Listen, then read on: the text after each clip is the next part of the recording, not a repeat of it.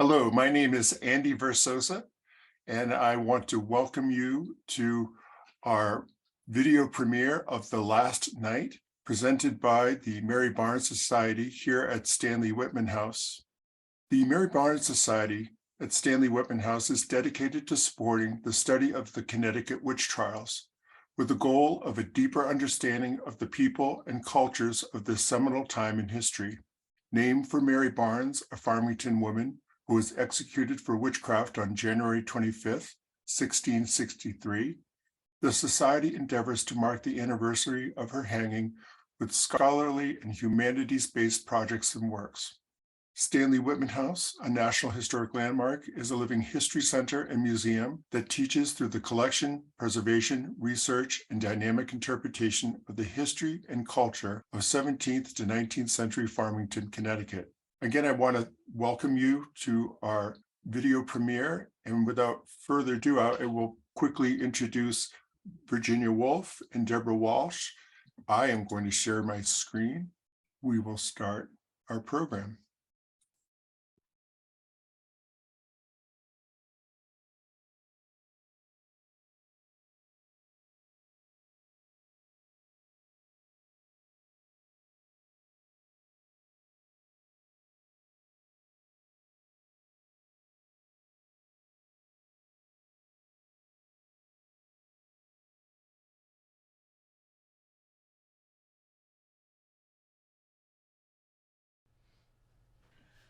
Oh, Rebecca! We are to be hanged at dawn! What have you done?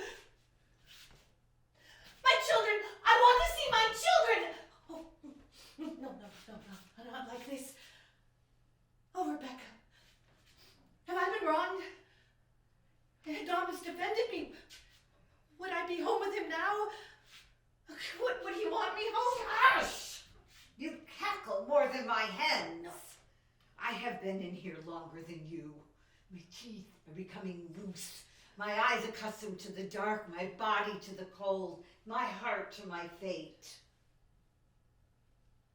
I lift mine eyes unto the They'll Lord. be here for us soon enough. Is that to whom you pray to? The Lord. The Lord will send peace to you.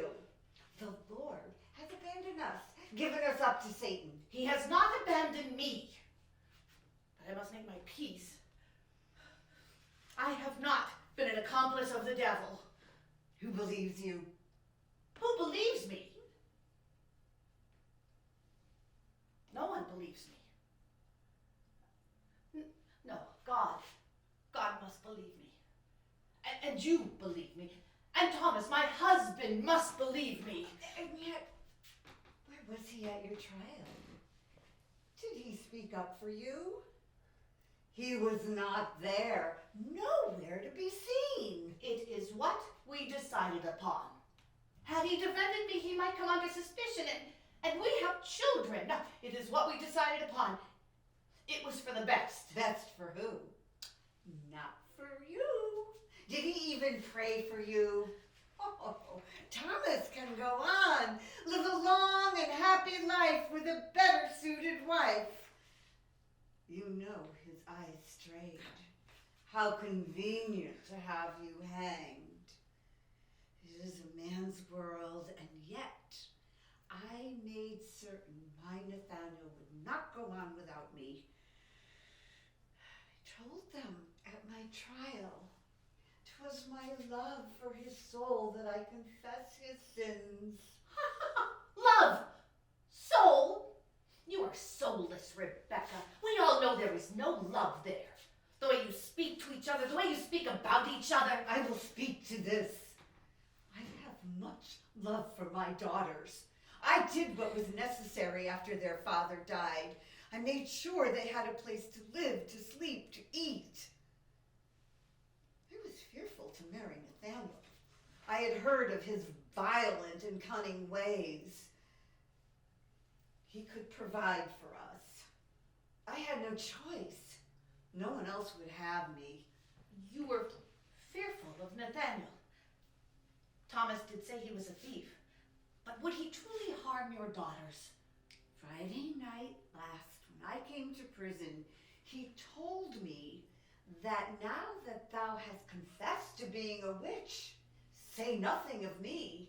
Leave me alone, and I will be good unto thy children. That sounds comforting. Comforting? It was a threat. Mary, you do not know me. Just stop your fussing. I'll have no more words with you. No, Rebecca, please talk to me. What else will we do this last night? We will have no sleep. Oh, shall I sit here alone, fearing hell or hoping for heaven? No, please, say something. My head aches. My heart is pounding out of my chest as if it won't come out of my chest. Please. Oh, Are you afraid, Mary? Praying to a God to forgive you for something you did not do? Hoping for heaven when all believe that Satan awaits us? Oh, please, just a few words. Stop my heart. Tell me about Nathaniel. He threatened my daughters. He cared not that I was accused and had confessed to being a witch. Cared not I was to be hanged.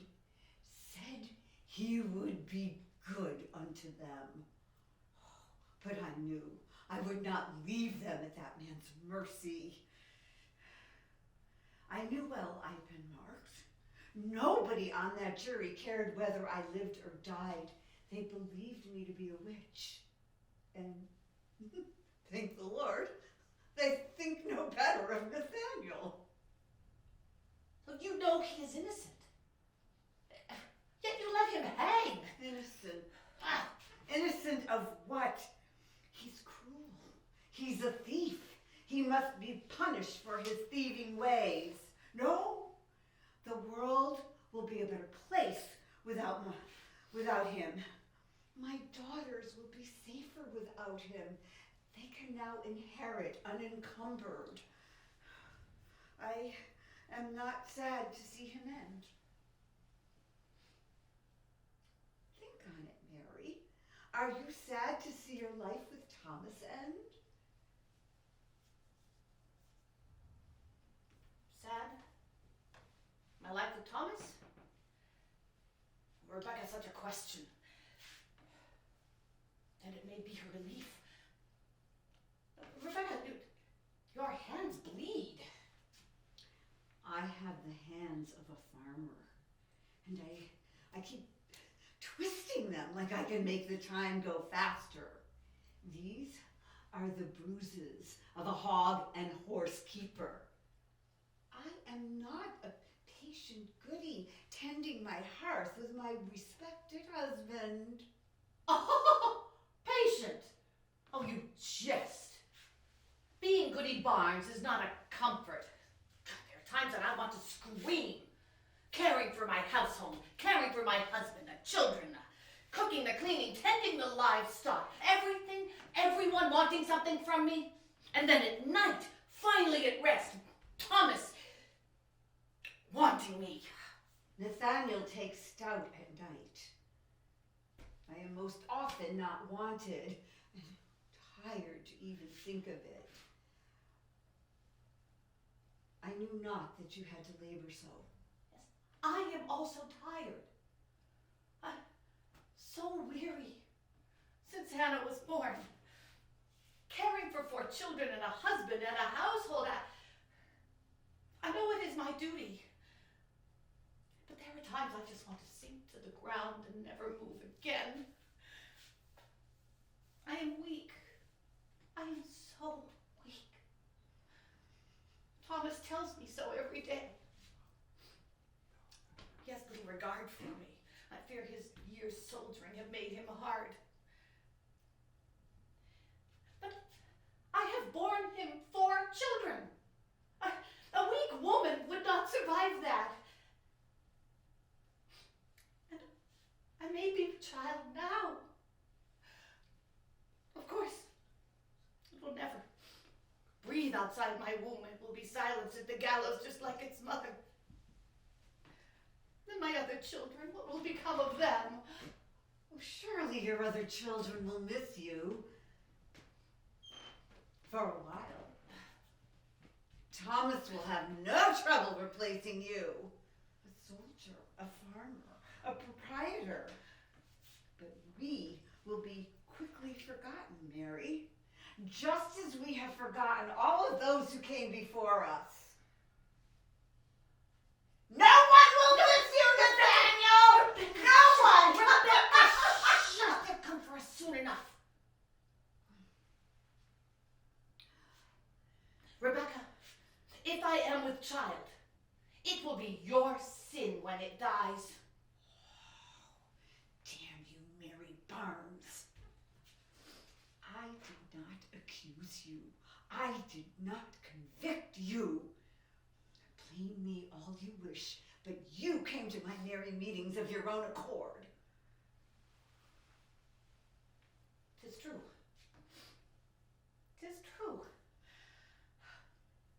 I think on all the times you asked me to join you, how I knew Thomas would be angry all the times I said no.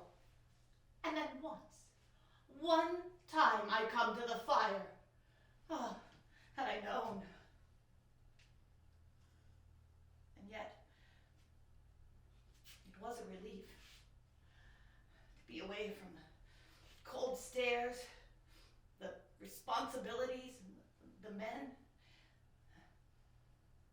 To move, to dance, to sip a bit of sack, share a story. Though I knew it was sinful, but truly was happier than I had been in a long time. But I never did dance with the devil. Unless the pleasure I felt was the devil at work in me. Or the sack. Oh, but I was seen. Who saw me? What was it? Ann Cole? Did she spy on us? Did she call my name? All who were at your merry meetings have been accused. Mary Sanford, Judith Ayres, James Wakely, Judith Varlett, Mary Barnes. I'm a sniveling coward. Who saw me? Oh, my children, oh, my Thomas. Oh, don't be vile with me. I'm a pious woman. No, I refuse to let them see us sniveling.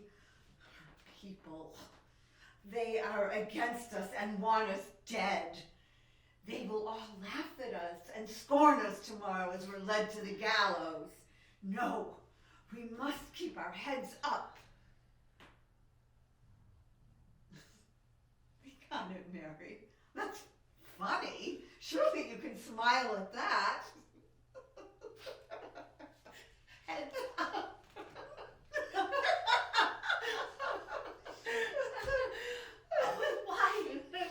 Why should they hate us? The fear, the scorn, the disgust for us. I know not what I have done, but joined you once. Don't trouble yourself. They may have scorned my meetings, but would have joined us if they didn't fear the judgment of the other neighbors. Nay, it was not the dancing in the woods or the drinking of the stout that caused the accusations. It was that child. Elizabeth Kelly. I was there. I know you were at her sickbed. What did you see? What did you hear? Thomas says it is unseemly to be curious, but I do want to know. I want to understand. They say that Judith Ayres bewitched the child, that she poisoned her. Judith Ayres did nothing. Judith Ayres was kind to the child. But remember the tale she told of when she was a young woman in London, and she met with a man with cloven hooves like the devil. That story. Was it not the stout speaking, or perhaps to frighten the innocent Mary Barnes? No. Judith enjoyed spreading stories of her encounter with the devil. Maybe she shared them with Elizabeth. How did she know Elizabeth Kelly? They were neighbors. Elizabeth Kelly, walking home alone on the Lord's Day, passed the house of Goody Ayres. Judith took pity on her, knowing the family did not have much provision, and fed her some broth. 'Tis true, the family does not have much. 'Twas not until the second night after the broth she fell so ill. Yes, 'twas then when she bolted straight up in bed, screaming, "Father, Mother, help me! Goody Ayres is upon me! Oh, can't you help me, Father?" And she kept on. I can still hear her in my dreams. A feverish young girl gibbering away about a woman who was kind to her. Oh, it is awful. No, it is frightening. On the third day of her suffering, Elizabeth was quiet until midnight. Then, "Father, she chokes me!" She lay dead. Surely that is proof that she was possessed. I swear to you, 'twas the nightmares caused by fever, those ragings. Judith Ayres be not a witch. The child in her sick torment accused her, but Judith is not a witch. I heard her say at the deathbed, "I hope the child will be well again." She wished her no harm. A question. Why did Elizabeth go to meeting alone? Where were her parents? Why did they not go to meeting? Yes. Why did they not go to meeting? Has anyone asked? In truth, I would not let my children be alone with the dangers that surround us. Oh, why, I saw one of those heathens at the edge of the woods the day before I was taken. I'm sure he meant no harm, but still, a little girl walking alone? Yet you do not believe Judith bewitched the child. The doctor who examined her body found no natural cause of death. Oh, that doctor. I doubt he could recognize a dead chicken. No. Judith never bewitched the child. But she turned on me. She declared I conspired with Satan to kill Elizabeth Kelly. Wronged and betrayed by my friend, that cold fish hog. Why? Did they force her to accuse you? I wanted to hurt her, for she helped condemn me to death. But I think on it. She and William were put to the water test. The neighbors hated her so much, they wished to see her dead. They pushed her down into the cold water, expecting her to float. But she sank, the sign she's not a witch. They were forced to pull her out, blue with cold and shaking with terror. Poor woman! Oh, I must forgive her.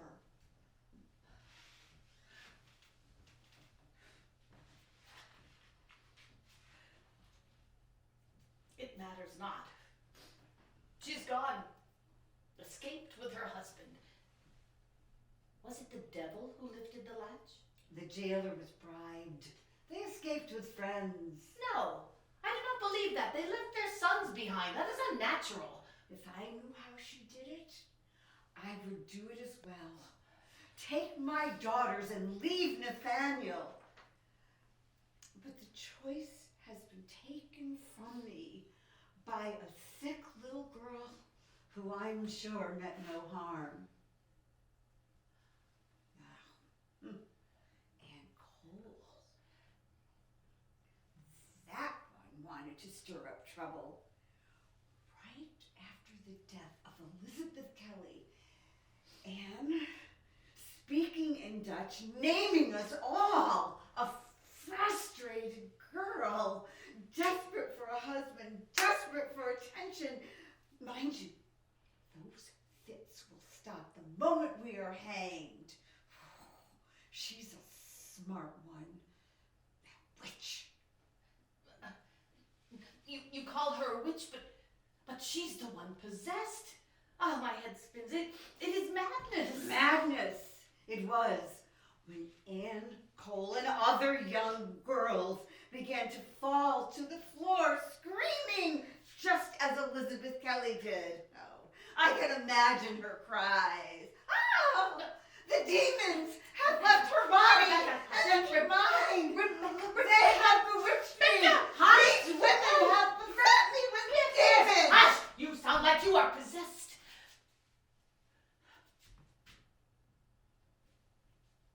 But Anne Cole having those fits, and speaking Dutch in church.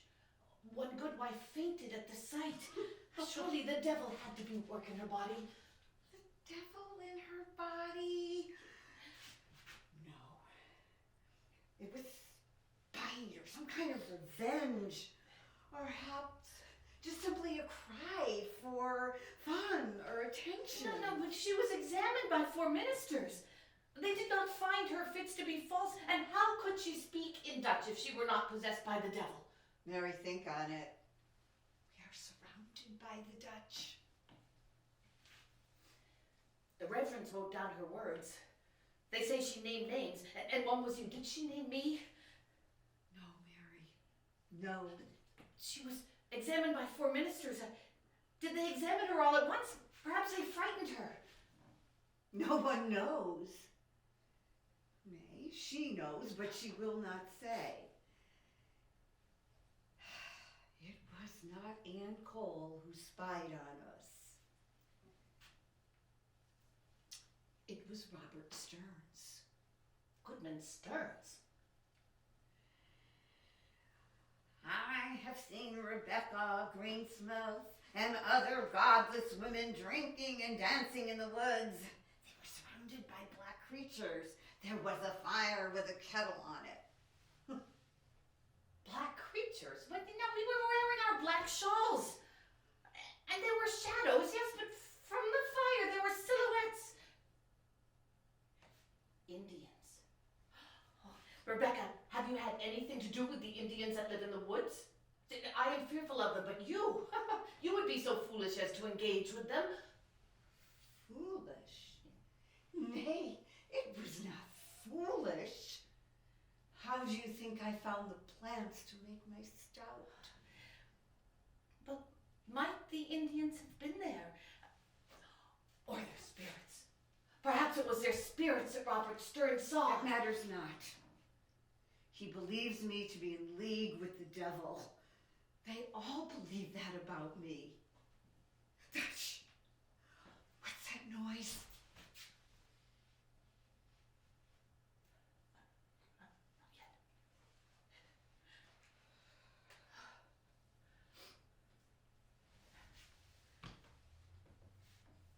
Do you know? They took me in front of my children. Early morning it was, January 6th. We had barely broken our fast. It was dark and cold. The fire in the hearth took some coaxing. The wind had blown it out. Thomas was quiet. Unusual for him, and now I think he must know what was going to happen. Pounding at the door, and he was reluctant to answer it. 3 of them, telling me that I am a witch and I shall be taken to trial, and they led me away. My children asking questions, little Hannah crying. The last memory they will have of their mother, unless they come to my hanging.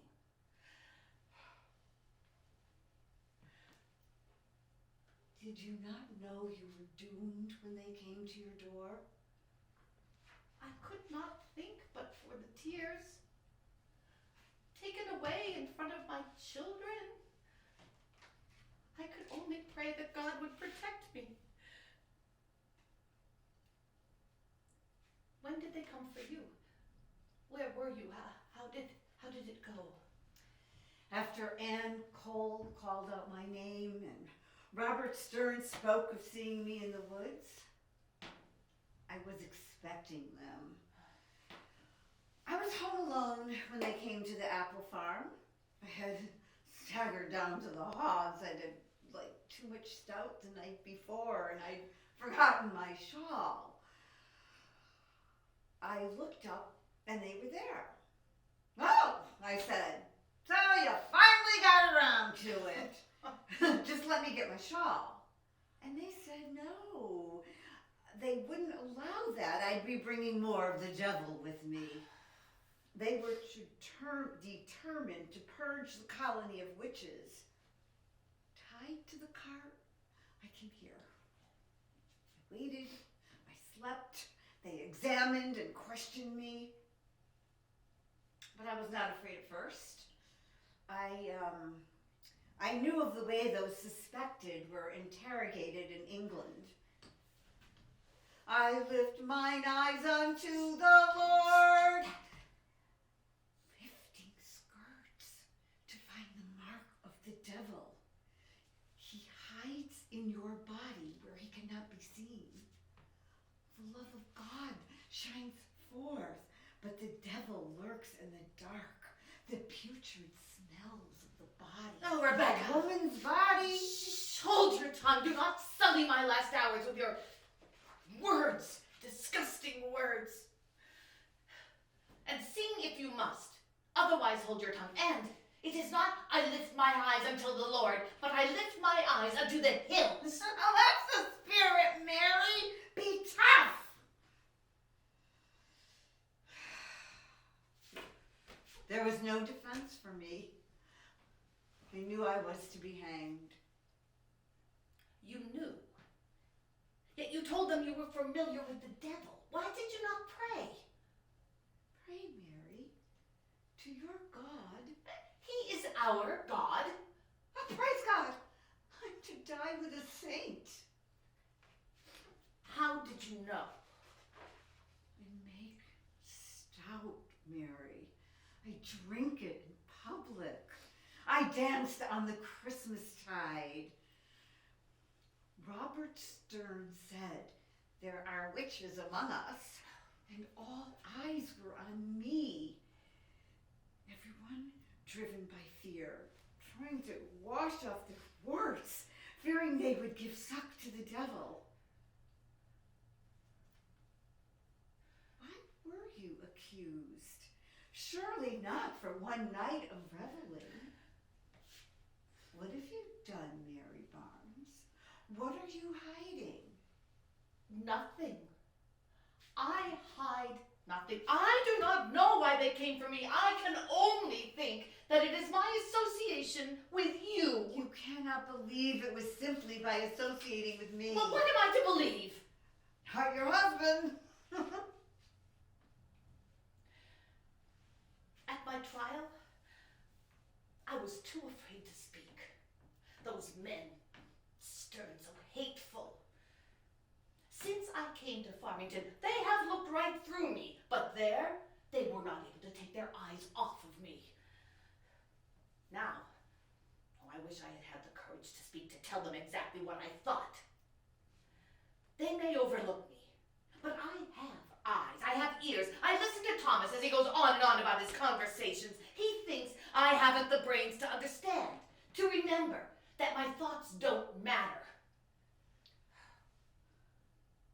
All those men judging me.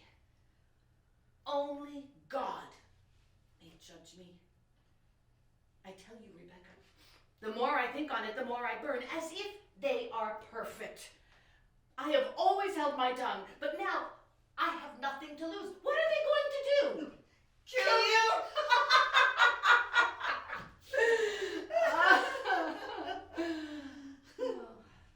But then I could not speak to defend myself. I barely understood anything they said. All I heard was, "Thou deservest to die."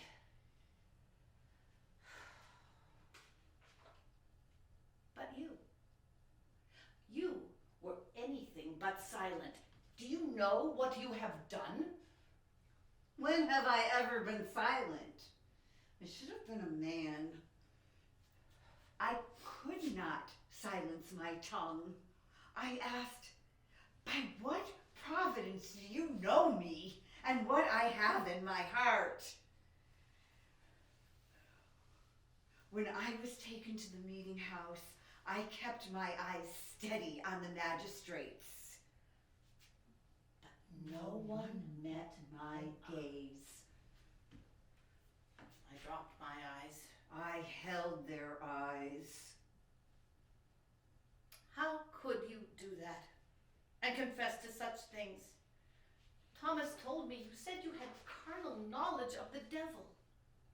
Surely you knew that your stories would make trouble for us all. And Rebecca, how was it with you? Why did you confess to such outrageous lies? You have gone too far in your spite and in your anger. And now we are to hang in the morning, and it is all on you, Rebecca. It is all on you. They kept at me. I felt as if my flesh Was were being being torn pulled from my bones. bones. Yes. But a holy woman would never confess such things. I am not a holy woman. I am dying with a holy woman.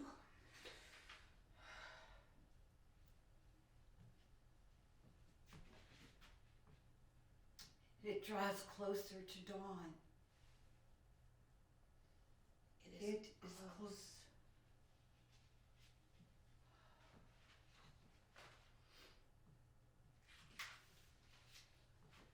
I never named you, Mary. Never. You did not name me, but you have stolen my life. You've taken a mother from her children. Mary, you meant nothing to me back then. But who did accuse you? Who sent them to your door? I do not know. I do not know. I will never know. Why would someone hate me so? Why should someone think I was aligned with the devil? I am a good woman. I have tried to be a good woman. I'm not holy enough for the church, but now I begin to question those who are with the church. How can they be good if they treat us so?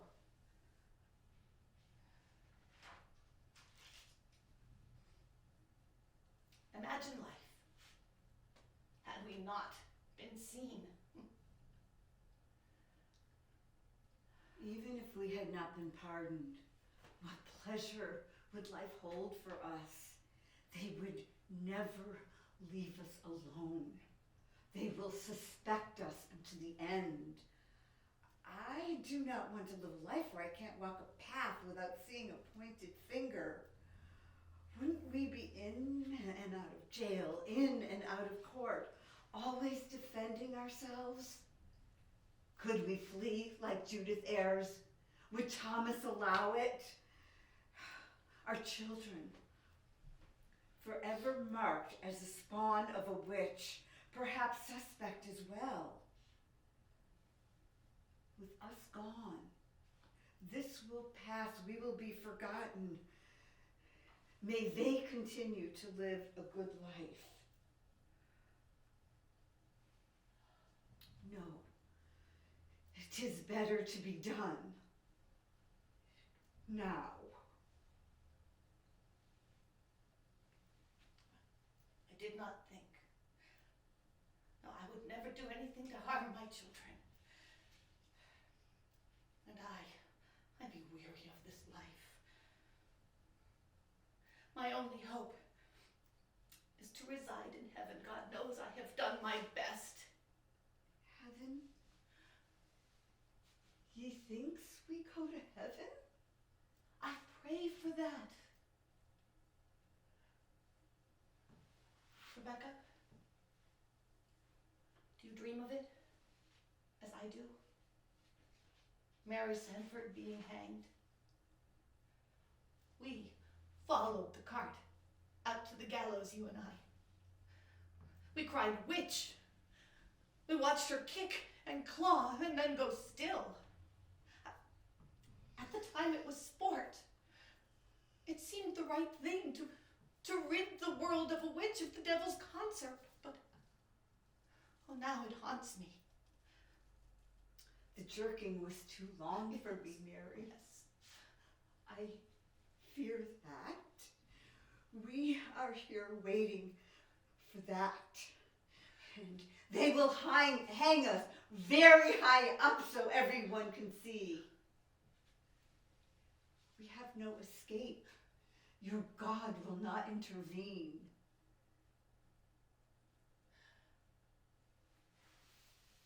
Perhaps all the troubles of the world will end when we are gone.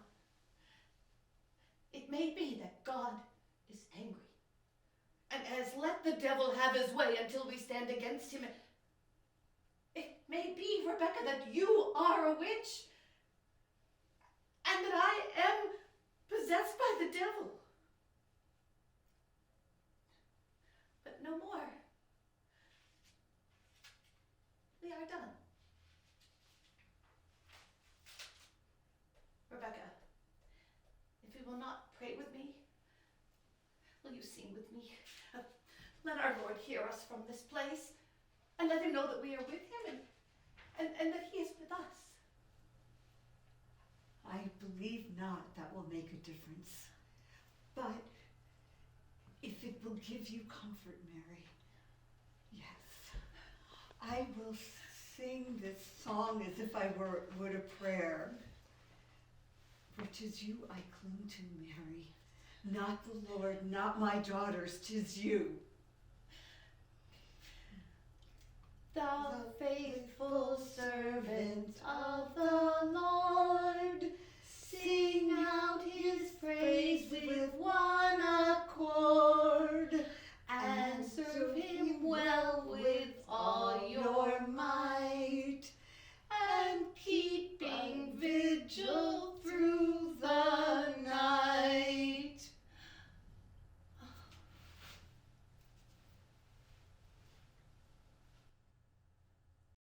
And thank you for watching the video premiere of The Last Night. And we have Virginia Woolf and Debra Walsh here with us. We have, of course, the Q&A box and the chat box. If people have questions, they can ask us questions, and I'll keep an eye on the chat for you guys. We have some Barnes descendants here in the chat. We have a quiet group. Terry Vogel asks, how much research was done on the actual women that you portrayed, Rebecca Greensmith and Mary Barnes? Lots of research.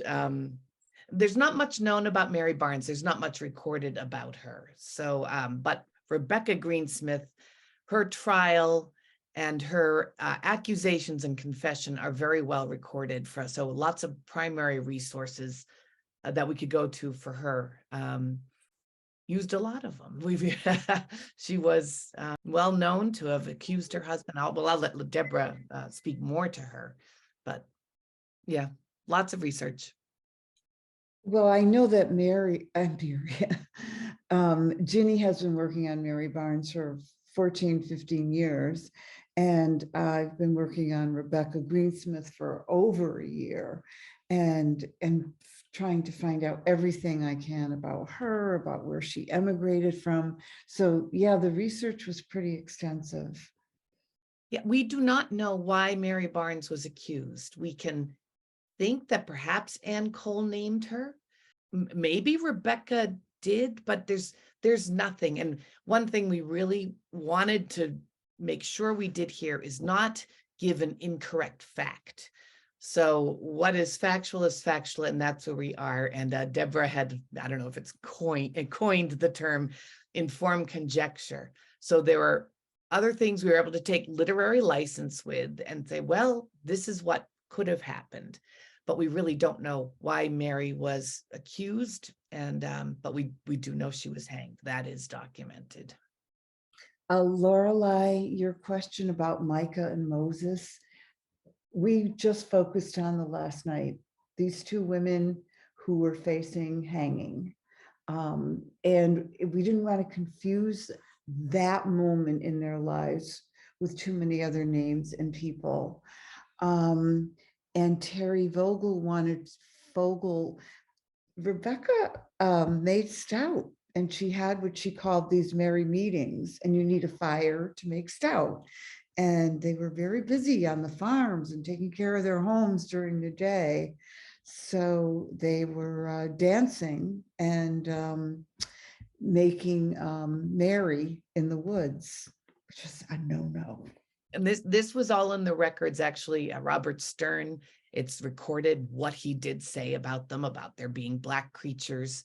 And yeah, Rebecca, we ended up cutting it out of the script, but even her minister called her a lewd and ignorant woman, and very aged, but she was maybe 40. David, yes, it was very emotional writing about these women. And it was, I don't know, I just loved working with Ginny so much. The way that we met and boosted each other and just tried to, this is, an untold story, especially with Mary Barnes. There just isn't that much about her life. No, I know. And Julie, you are a descendant from her, and it is really frustrating that we don't know much about her herself. We do know, that her children did go on and continue the family. And she was married to Thomas Barnes. They had a house next to what is now the Memento Mori Cemetery, which is the oldest cemetery in Farmington. And he gave the land to the town for that cemetery in 1661, I believe, 2 years before Mary was hanged. But of course, if you were hanged, you did not get buried in a cemetery. So these bodies are dumped somewhere in a pauper's grave somewhere in Hartford. Lots of study now into exactly where that was. We know a So- lot about Thomas Barnes, and in our archive and library downstairs, we have the Barnes genealogy. So generally, it's not uncommon to know a lot about the men. We sometimes can find out a lot about Mary Barnes by the relationships that she had with other people, such as with her husband. Awesome.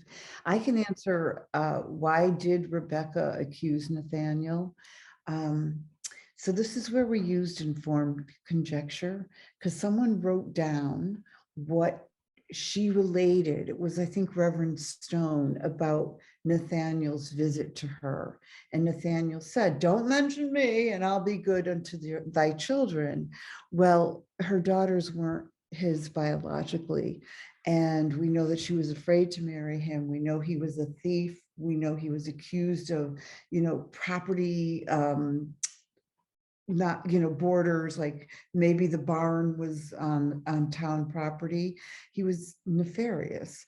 So I'm thinking of that she was protecting her daughters. Now, there is a historian in Hartford, and she insists that Nathaniel was having an affair with Ann Cole, the main accuser, because their properties abutted. And that's why Rebecca accused him. But I just we made an informed guess why she accused him. And she did. She went on and on and on about all the things he did that must have been with Satan. So we, of course, abbreviated it. Yeah. I have a question from Diane Elsey. She asks, can you say more about why Rebecca accused her husband, that she accused him to save her daughters? Did she fear he would abuse them? We know that she was afraid to marry him. We know that he was violent. We know that he had been in court for thievery and things that he denied. And someone said he had a cunning nature. It might have been Robert Stearns. He was cunning and a thief and cruel.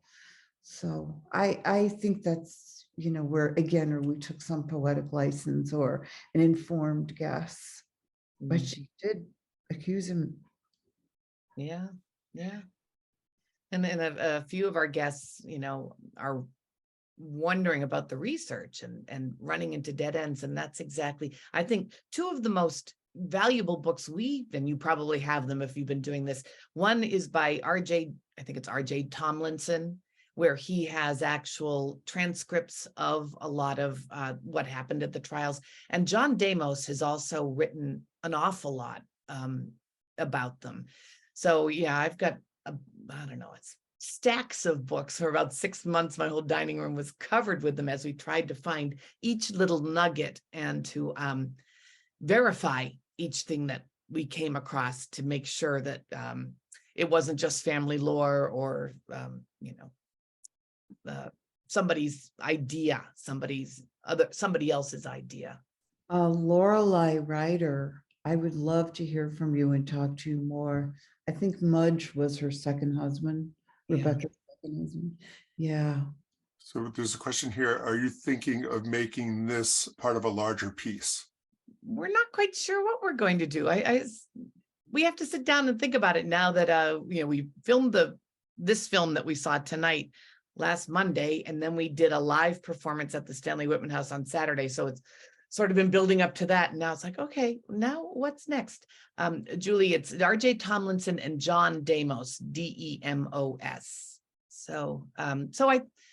But we both feel these two women in our bones. So I don't think we're done with them. No. So I just wanted to also offer up that we have a library here at Stanley-Whitman House, and we have a lot of books about the colonial period, the Puritans, particularly around the witchcraft trials. These are books that folks are welcome to look at. I'm always looking online about new books to add to our library. If people are in the area, they're welcome to come by and see. And we oftentimes carry some of the books in our store as well. Will this be available to watch in the future? We'll have this up on our YouTube channel for the museum, or put it in our website, s-wh.org. Stephen Farr, you asked about Rebecca being married 3 times. It wasn't really that unusual because women couldn't support themselves. She needed a husband. And I learned that it wasn't unusual to get married within a month of a spouse's death because you needed the help.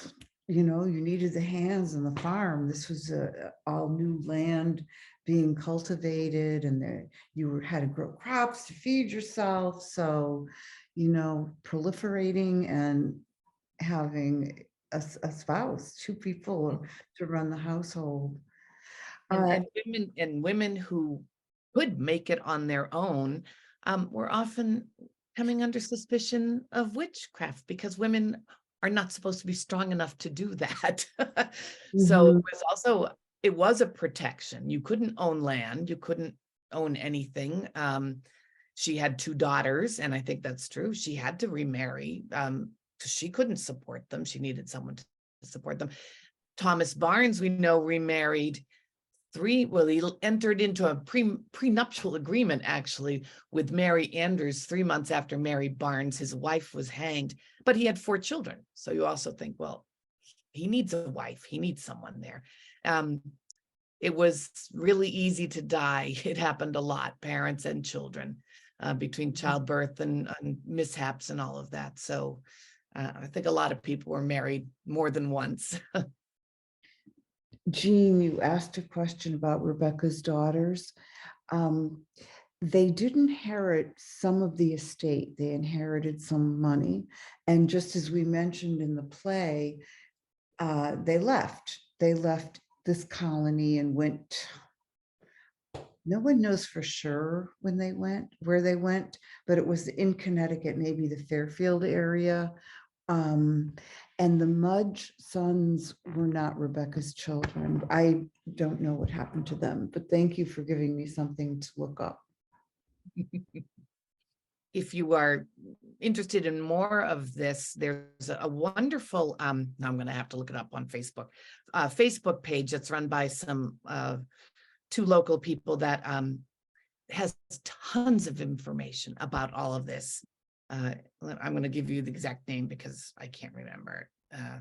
The Connecticut CT Witch Memorial, and Beth Caruso and Anthony Griego, who are really well rehearsed and well versed in all of this and are pushing for the exoneration, keep this website up, and there's this Facebook page up, and there's just a ton of information, not just on Our Ladies, but on all of the Connecticut panics. There are two panics, but all of the cases. There's also a terrific website called thoushallnotsuffer.com, and it's has some wonderful podcasts. Of course, you both were interviewed on that.